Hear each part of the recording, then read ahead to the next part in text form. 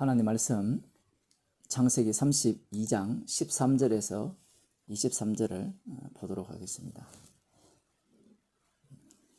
같이 읽도록 하겠습니다. 야곱이 거기서 격려하고 그 소유 중에서 형 에서를 위하여 예물을 택하니 암염소가 200이요 수염소가 20이요 암양이 200이요 수양이 20이요 전나는 약대 30과 그 새끼요 암소가 40이요 황소가 10이요 암나귀가 20이요 그 새끼 나귀가 10이라. 그것을 각각 때로 나눠 종들의 손에 맡기고 그 종들에게 이르되 나보다 앞서 건너가서 각대로 상거가 뜨게 하라 하고, 그가 또 앞선 자에게 부탁하여 가로되 내 형 에서가 너를 만나 묻기를 네가 네 사람이며 어디로 가느냐, 네 앞에 것은 네 것이냐 하거든 대답하기를 주의 종 야곱의 것이요 자기 주 에서에게로 보내는 예물이오며 야곱도 우리 뒤에 있나이다 하라 하고, 그 둘째와 셋째와 각 때를 따라가는 자에게 부탁하여 가로되 너희도 에서를 만나거든 곧 이같이 그에게 고하고, 또 너희는 말하기를 주의 종 야곱이 우리 뒤에 있다 하라 하니, 이는 야곱의 생각에 내가 내 앞에 보내는 예물로 형의 감정을 푼 후에 대면하면 형이 혹시 나를 받으리라 함이었더라. 그 예물은 그의 앞서 행하고 그는 무리 가운데서 격려하다가 밤에 일어나 두 아내와 두 여종과 11 아들을 인도하여 야복 나루를 건널세. 그들을 인도하여 시내를 건네며 그 소유도 건네고. 아멘. 야곱이 위기를 만났습니다.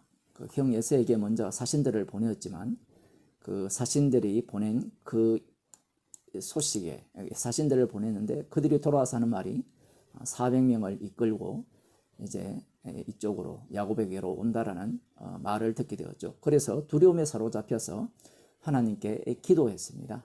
기도를 할 때 어떻게 기도했느냐라고 하면 약속을 붙들고 기도를 한 겁니다. 그냥 대충 그가 소원하는 대로 기도한 것이 아니라 하나님께서 야곱에게 하신 약속을 붙들고 그 바탕으로 해서 하나님께서 나를 지켜달라, 형 에서가 나를 죽이려고 하니까 하나님께서 저를 지켜주셔야 된다, 그렇게 기도를 하는 겁니다. 그렇게 기도한 이후에 다시 말씀드립니다마는 자기 마음대로 원하는 대로 기도한 것이 아니라 말씀에 근거해서 약속을 붙들고 기도를 한 거예요. 하나님을 거의 협박한다라고 볼 수 있습니다. 그리고 난 뒤에 야곱이 가만히 있었느냐, 기도하고만 가만히 있었던 것이 아니라 기도한 이후에 형 에서의 그 마음을 풀기 위해서 계획을 세웁니다.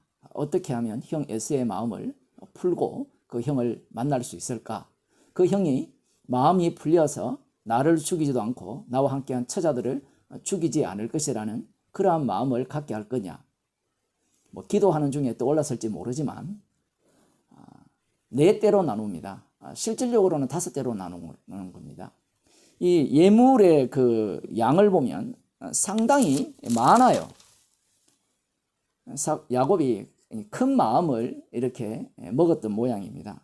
그래서 4대로 나누어서 예물을 4대로 나누어서 보내는 겁니다. 그 형 에서에게 보내어서 그 첫 번째, 두 번째, 세 번째, 네 번째 이 사이를 멀게 하여서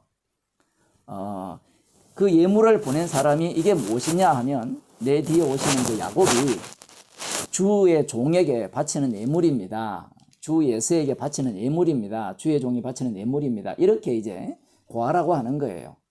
그리고 두 번째에게도 마찬가지고 세 번째에게도 마찬가지고 네 번째에게도 마찬가지고, 그렇게 하면 형 에서의 마음이 풀릴지 않을까. 그래서 그렇게 대면하면 그는 그 나를 받을 것이라 혹시나 그런 기대를 갖고 있는 거예요.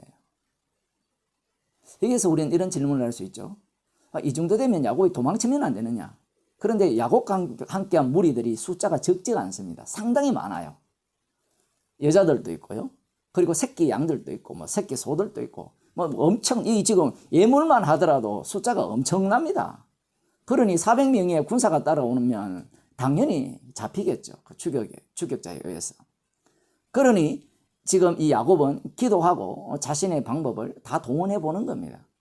그러면서 이제 그들을 모두 약곡강을 건너게 하죠. 그 시내를 다 건네준 그 상황이에요. 사람들은 예수님을 믿으면서 어떻게 살아야 되느냐, 거기에 관심이 많아요. 그래서 먼저 어떻게 사느냐를 우리가 마음대로 생각하지 말고 하나님께 기도를 해야 된다는 겁니다. 그 기도를 할 때 어떻게 기도해야 되는가?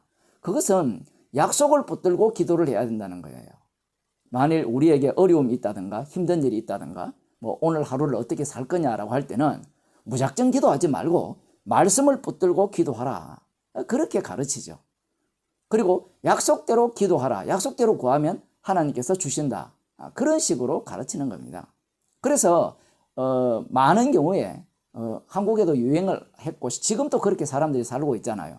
아침마다 일어나서 뭐 큐티를 한다든가, 뭐 옛날에는 다 새벽 기도를 했죠. 새벽 기도를 한다든가, 안 그러면 뭐 큐티를 한다든가, 뭐 큐티가 경건의 시간 뭐 이렇게 이야기를 하는데, 그렇게 함으로 말미암아 하루를 하나님께서 어떻게 인도하시고 우리를 어떻게 살게 하시고 그리고 하나님의 뜻대로 우리의 인생을 어떻게 이끌어 주실까를 먼저 일어나서 하나님께 묻고, 그 묻는 가운데 그냥 네가 원하는 바를 묻지 말고 말씀에 근거하여서 네가 원하는 바를 물어서 응답을 받고 하루를 어떻게 살아야 된다. 그렇게 가르치죠.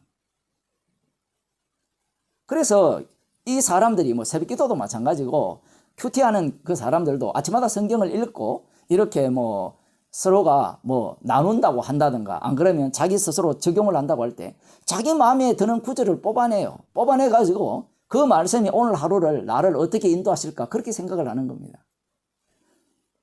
여기에서 우리가 생각해야 되는 것은 왜 새벽 기도를 하고 왜 새벽에 말씀을 듣고 왜 아침 일찍 일어나서 시간을 할애해서 말씀을 읽으면서 오늘 하루를 어떻게 살아야 되느냐 지시를 받고 또 그 말씀을 붙들고 기도를 하느냐, 그 이유가 그 목적이 뭐냐 이겁니다.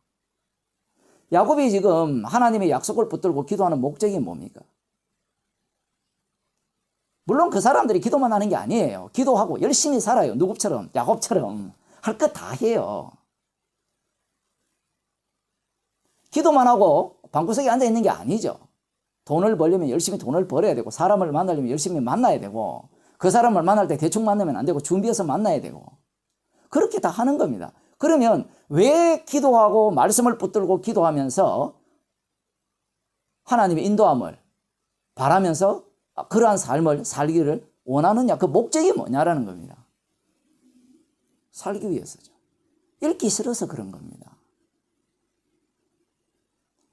이 품성은, 이 성품은 누구로부터 물려받았느냐라고 할 때는 아담으로부터 물려받았어요.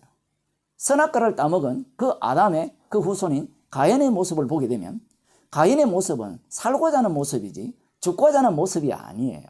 자기가 범죄하였으면 죽어 마땅합니다 이렇게 나와야 되는데 아벨을 죽였으면 죽어 마땅합니다가 아니라 하나님, 제가 이 세상을 떠돌아다니다가 내가 두렵습니다. 저 사람이 나를 죽일까 하여서.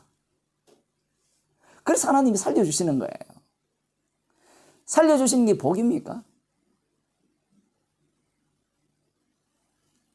말씀이라는 것이 오늘날 큐티하는 사람들에게나 새벽기도 가는 사람들에게는 부적같이 되어버렸어요. 부적이라는 것은 한번 붙여놓으면 효력이 좀 오래 가잖아요. 그런데 이 예수 믿는다고 하는 사람들의 부적은 매일매일 달라져야 돼요. 왜냐하면 욕망이 매일매일 바뀌거든요. 어제의 욕망과 오늘의 욕망과 내일의 욕망이 자꾸 달라지니까 부적이 자꾸 바꿔야 돼요. 바꾸면서 그 부적을 붙들고 기도할 때 하나님이 들어주신다 생각하는 겁니다. 살려달라는 거죠.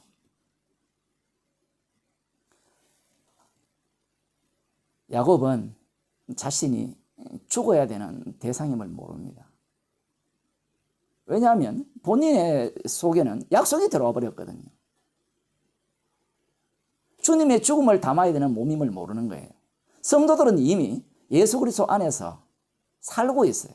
주님과 함께 죽었고 이미 부활한 몸입니다. 내 안에 그리스도께서 사시는 몸이에요.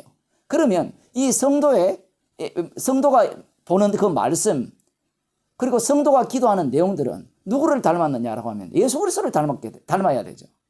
그런데 예수님은 이 땅에 오셔서 십자가에 못 박혀 죽기 위해서 기도를 하시잖아요. 그렇다면 성도의 기도가 예수님을 닮았다면 십자가를 전가하기 위한 그 기도가 나와야 되죠. 악마가 우리한테 부추기듯이 너 살아야 돼. 너는 죽지 않아야 돼. 그 게임에 넘어간다면 그러한 자는 성도라 볼 수가 없습니다. 오늘 본문은 그 악마의 속성을 가장 잘 드러내는 그러한 본문이죠. 하나님의 말씀이 있으니까 말씀을 붙들고 약속을 붙들고 기도하면 하나님이 나를 보호해 줄 것이라. 말씀은 아들을 죽이기 위해서 우리에게 주신 말씀이고요. 그 죽임 속에 자기 백성을 합류시키기 위한 말씀이 되는 겁니다. 기도하시겠습니다. 하나님 아버지,